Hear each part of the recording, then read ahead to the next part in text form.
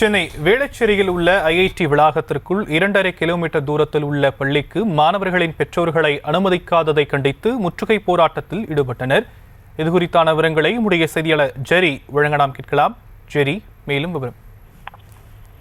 வணக்கம்.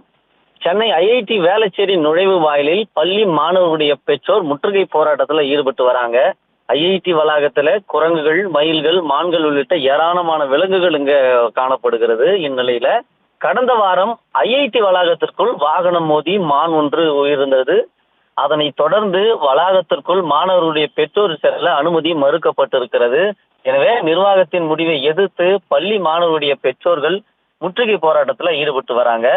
மான் உயிரிழந்ததை அடுத்து பள்ளி ஐஐடி வளாகத்திற்குள்ளே வாகனத்தில் செல்லும் பொழுது 20 கிலோமீட்டர் வேகத்தில் தான் செல்ல வேண்டும். மீறுவோருக்கு 10,000 ரூபாய் அபராதம் விதிக்கப்படும் எனவும், வன விலங்குகளை விபத்துக்கு உள்ளாக்கினால் 1 லட்சம் அபராதம் விதிக்கப்படும் எனவும் நிபந்தனை விதிக்கப்பட்டது.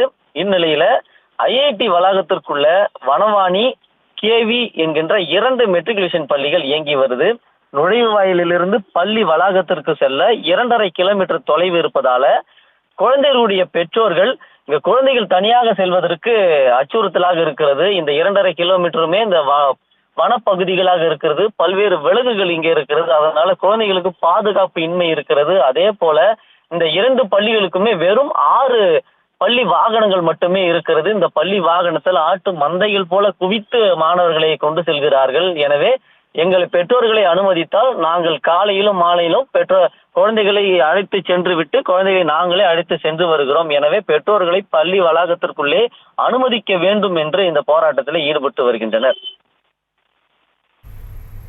தற்போதைய விவரங்களுக்கு நன்றி ஜெரி. செய்திகளை உடனுக்குடனும் துல்லியமாகவும் தெரிந்து கொள்ள சப்ஸ்கிரைப் பண்ணுங்க.